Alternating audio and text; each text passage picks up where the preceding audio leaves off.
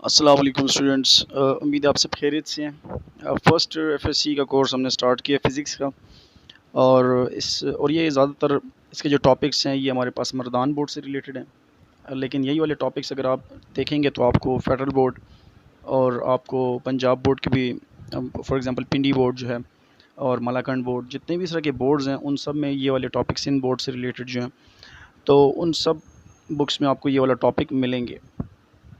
तो आज जो हमने टॉपिक स्टार्ट किया हुआ है वो है चैप्टर नंबर 8, जिसका नेम है वेव्स, फर्स्ट एफएससी का।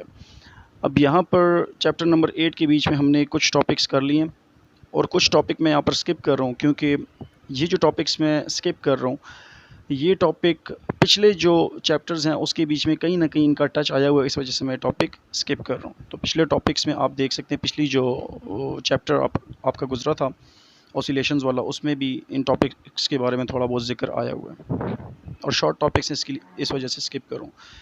तो आज जो हम टॉपिक करेंगे वो है डॉपलर इफ़ेक्ट और इसका नंबर है 8.14।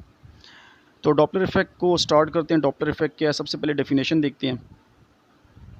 डेफिनेशन इसकी ऐसी है: apparent change in the frequency या pitch of sound due to relative motion of source and observer. मतलब ये हुआ कि जब भी आपके पास या तो सोर्स क्या होता है जहाँ से साउंड प्रोड्यूस होता है। अब मैं साउंड सोर्स बोल रहा हूँ तो वो सोर्स जहाँ से साउंड प्रोड्यूस होगा, फॉर एग्जांपल एक ह्यूमन भी हो सकता है या एक एम्बुलेंस हो सकती है या एक सायरन हो सकता है, कोई भी ऐसी चीज़ जहाँ जहाँ से भी साउंड निकल रहा है उसको आप साउंड सोर्स बोल सकते हैं। और ऑब्जर्वर वो होता है जो सुनने वाला होता है। तो फॉर एग्जांपल मैं सुन रहा हूँ या आप मेरी आवाज़ सुन रहे हैं, तो आप क्या हैं, ऑब्जर्वर हैं, और मैं यहाँ पर सोर्स हूँ, या आपका मोबाइल आपके लिए भी फ़िलहाल सोर्स बना हुआ है।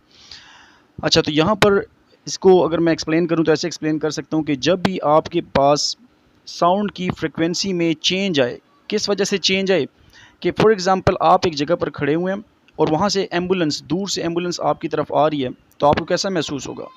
आपको ऐसा महसूस होगा कि ये एम्बुलेंस आपकी तरफ जो आ रही है इसकी साउंड ऐसा ऐसा इंक्रीज़ करती जाएगी। अगर यही वाली एम्बुलेंस आपसे दूर जाती जाए तो आपको ये साउंड कम सुनाई देना शुरू हो जाएगी।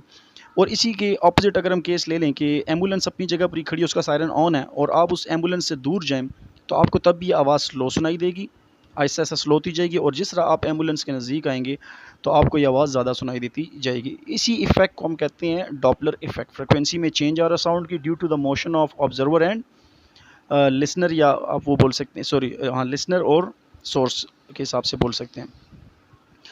अब यहाँ पर आपके पास मुख्तलिफ़ किस्म की एग्ज़ाम्पल्स आप ले सकते हैं कि भाई मोशन ऑफ कार्स जो हैं उसके जो साउंड आते हैं वो भी इसी तरीके से आते हैं, या ट्रेन्स जो मोशन कर रही होती हैं वो भी इसी तरीके से आता है। आपको कभी उसकी फ्रिक्वेंसी कम सुनाई देती है, कभी उसकी फ्रिक्वेंसी ज़्यादा सुनाई देती है। अब यहाँ पर डॉपलर इफ़ेक्ट के तकरीबन 6 से 8 केस हैं, जिसमें से आपकी बुक में तकरीबन 4 केसेस दिए गए हैं, 2 केसेस और भी हैं, टोटल 6 केसेस आई थिंक यहाँ पर दिए गए हैं। तो सबसे पहले हम यहाँ पर देख लेते हैं, हमें जो सबसे पहले चीज़ अंडरस्टैंड करनी चाहिए वो क्या है कि अगर तो आपके पास दोनों के दोनों सोर्स और ऑब्जर्वर रेस्ट पोजीशन में है, मतलब अपनी ओरिजिनल हालत में खड़े हुए हैं, तो तब आपके पास फ्रिक्वेंसी क्या होगी, वेलोसिटी क्या होगी, वेवलेंथ उसकी क्या होगी। तो यहाँ पर जो हमारे पास इसकी वेलोसिटी होगी वो होगी v is equal to F lambda. ये हमारे पास ओरिजिनल वेलोसिटी होगी। एफ आपके पास फ्रिक्वेंसी है, लेमडा आपके पास वेवलेंथ है, वी आपके पास वेलोसिटी है। इसी तरीके से फ्रिक्वेंसी का फार्मूला भी आप इससे निकाल सकते हैं, डिवाइड कर दें बोथ साइड बाय लेमडा, तो आपके पास आ जाएगा F is equal to V over lambda. इसी तरीके से लेमडा निकाल लें, क्रॉस मल्टीप्लाई करके देन डिवाइड बाई एफ कर लें, तो आपके पास आ जाएगा lambda is equal to V by F आपके पास आ जाएगा। अब यहाँ पर दो चीज़ें हैं जो समझना काफ़ी ज़्यादा इम्पोर्टेंट है। सबसे पहले ये है कि रिलेटिव मोशंस के बारे में हम पहले देख लेते हैं कि रिलेटिव मोशन के बीच में क्या केसेस आ रहे हैं। तो फॉर एग्जांपल आपके पास मूविंग कार्स हैं और दोनों कार्स अगर सेम डायरेक्शन में जा रही हैं, दोनों की वेलोसिटी सेम है या डिफरेंट है वो बात की बात है, लेकिन दोनों अगर सेम डायरेक्शन में जा रही हैं तो इसकी जो रिलेटिव वेलोसिटी आएगी, फॉर एग्जांपल आपके पास दो ट्रेन्स हैं और वो दोनों की दोनों एक ही डायरेक्शन में जा रही हैं और आप एक ट्रेन में बैठे हुए हैं, तो आप जब दूसरी ट्रेन की वेलोसिटी नोट करेंगे तो आप माइनस करना होगा, आपको माइनस करना होगा। अगर तो आपकी वेलोसिटी ज़्यादा है और उसकी कम है तो आपको माइनस करना होगा, या उसकी ज़्यादा है या आपकी कम है तो उस केस में आपको माइनस करना होगा। तो यहाँ पर आ जाएगा V A minus V B, जिसकी भी ज़्यादा है उसको माइनस कर देंगे। इसी तरीके से अगर ये दोनों ट्रेन्स ऑपोजिट डायरेक्शन में आ रही तो आपको पता होगा कि यहाँ पर आपको ज़्यादा स्पीड महसूस होती है, हालांकि है नहीं लेकिन आपको ज़्यादा स्पीड महसूस होगी। तो इस केस में आप इस वेलोसिटी को माइनस करते हैं। तो रिलेटिव वेलोसिटी यहाँ पर हम ले लेते हैं V A plus V B, क्योंकि यहाँ पर आपके पास ऑपोजिट केस में, तो ऑपोजिट केस में आपके पास वेलोसिटी ज़्यादा आती है। अब यहाँ पर हम केस नंबर फर्स्ट स्टार्ट कर लेते हैं, जो है observer moving toward stationary source of sound. मतलब इसका ये हुआ कि आपके पास सोर्स ऑफ साउंड है जहाँ से साउंड प्रोड्यूस हो रहा है। मिसाल के तौर पे हम एम्बुलेंस ही ले लेते हैं, उसका सायरन ऑन है, या कोई भी ऐसी चीज़ ले लेते हैं, फॉर एग्जांपल रिंगिंग बेल है, उसका साउंड प्रोड्यूस हो रहा है और यहाँ पर जो ऑब्जर्वर है वो उसकी तरफ मूव कर रहा है। तो यहाँ पर अब दो चीज़ें हैं, जो सोर्स है उसकी भी वेलोसिटी है, उसकी भी चारों तरफ हर एक तरफ जो है साउंड जा रहा है, तो उसकी वेलोसिटी को हम v से डिनोट कर लेते हैं। जबकि यहाँ पर जो ऑब्जर्वर है, जो ह्यूमन है, वो अगर इसकी तरफ मूव कर रहा है, जो भी आपके पास ऑब्जर्वर है वो जब इसकी तरफ मूव करेगा तो उसकी भी कुछ ना कुछ वेलोसिटी है, जिसको हम यू नॉट कह देते हैं, यू नॉट से हम शो कर लेंगे। अब यहाँ पर अगर हम वेलोसिटी अगर सॉरी फ्रिक्वेंसी अगर निकालना चाहें तो फ्रिक्वेंसी का आपको पता है फार्मूला है f is equal to V over lambda. अब यहाँ पर ये तो हमारे पास ओरिजिनल है कि जब हमारे पास दोनों चीज़ें रेस्ट पर थी, रेस्ट कंडीशन में। लेकिन अब यहाँ पर केस नंबर फर्स्ट है तो मैं यहाँ पर एफ़ की जगह लिख लूँगा एफ ए, क्योंकि हमारे पास फर्स्ट नंबर केस है, केस नंबर ए है। तो यहाँ पर अब जो वेलोसिटी है वो सिर्फ अकेले वेलोसिटी नहीं है, बल्कि दो वेलोसिटीज़ आपस में प्लस हो रही हैं। देखें दोनों एक दूसरे की तरफ जा रहे हैं, दोनों एक दूसरे के क्रॉस कर रहे हैं, ऑपोजिट डायरेक्शन में जा रहे हैं, तो यहाँ पर वेलोसिटीज़ प्लस हो जाएंगी। पिछले केस में मैंने आपको बताया, तो यहाँ पर हो जाएगा V F A is equal to V plus U not divide by lambda आ जाएगा। अब यहाँ पर ऐसा करते हैं कि लेमडा की वैल्यू पुट कर देते हैं। लेमडा में की वैल्यू मैंने डिनोमिनेटर में जब पुट की तो आ जाएगा F A is equal to V plus U not divide by V divide by F आ जाएगा। अब यहाँ पर f जो है वो डिवाइड का डिवाइड है, तो ऊपर आके ये हो जाएगा मल्टीप्लाई।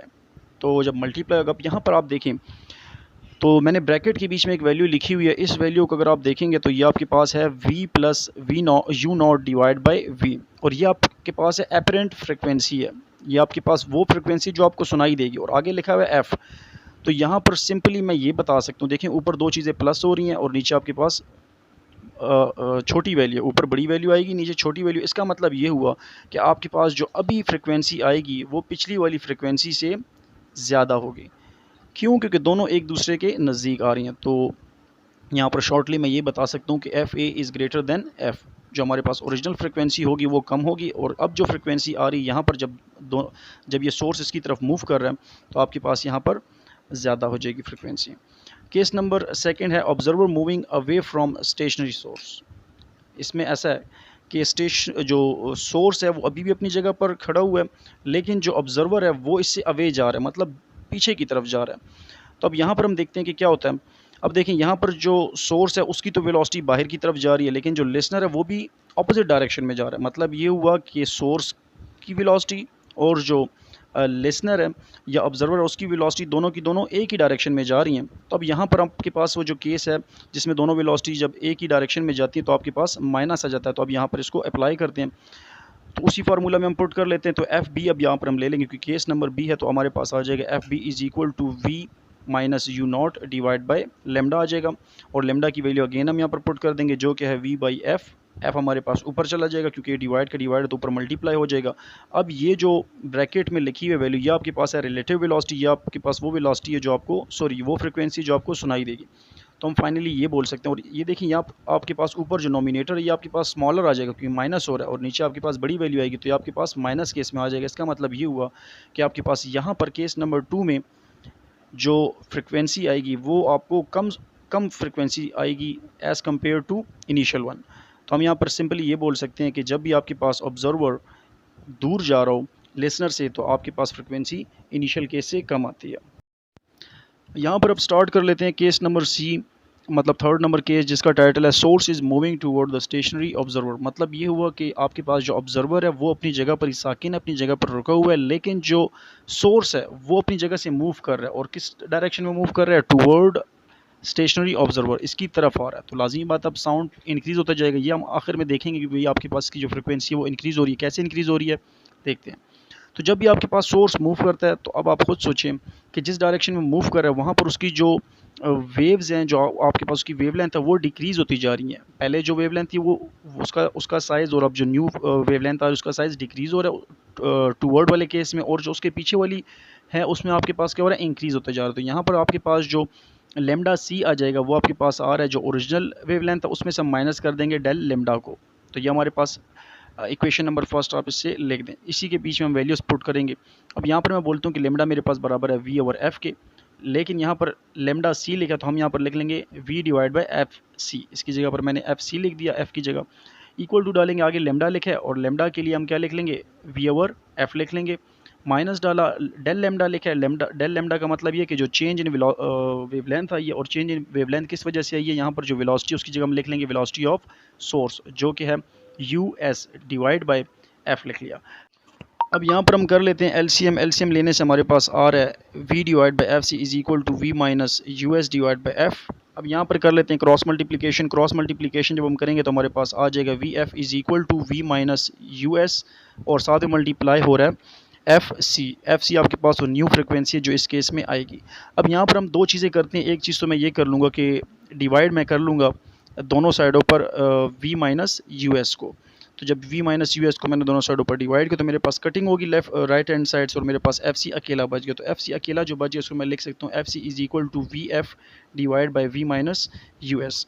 यहाँ पर देखें इसको मैं v को अलग कर रहा हूँ और f को अलग कर रहा हूँ तो मेरे पास आ जाएगा v divide by v minus us into F आ गया। अब यहाँ पर आप देखें v divide by v minus us जो लिखा है ये आपके पास ऊपर आपके पास जो वैल्यू है वो छोटी आ रही है, बड़ी आ रही है, नीचे आपके पास जो वैल्यू है वो छोटी आ रही है। इसका मतलब ये आपके पास जो न्यू फ्रिक्वेंसी आ रही है, जो एफ सी आ रही है, वो आपके पास greater as compare to the initial frequency. मतलब ये हुआ कि जब भी आपके पास आप शॉर्टली आप ये बोल सकते हैं कि F C is greater than F. So हम यहाँ पर ये बोल सकते हैं जो अपरेंट फ्रिक्वेंसी है वो ग्रेटर होगी ड्यू टू ग्रेटर होगी ओरिजिनल फ्रिक्वेंसी से। और किस वजह से, due to the motion toward the source, motion जो सोर्स कर रहा है टूवर्ड ऑब्जेक्ट, उस वजह से। अब लास्ट केस हमारे पास एक और केस है, वो उसको हम डिनोट कर लेंगे केस नंबर डी से। चौथा केस है जिसमें हम कहेंगे source is moving away toward the observer. Observer अपनी जगह पर खड़ा हुआ है, स्टेशनरी है, लेकिन जो सोर्स है वो दूर जा रहा है। अब इस केस में हमारे पास ऑपोजिट केस आ जाएगा पहले वाले केस से। अब यहाँ पर हमारे पास जो लेमडा आ जाएगा वो आपस में प्लस हो रहा है, तो lambda D is equal to lambda plus del lambda आ जाएगा। इसमें अब हम ये वैल्यूज़ प्लस कर लेंगे।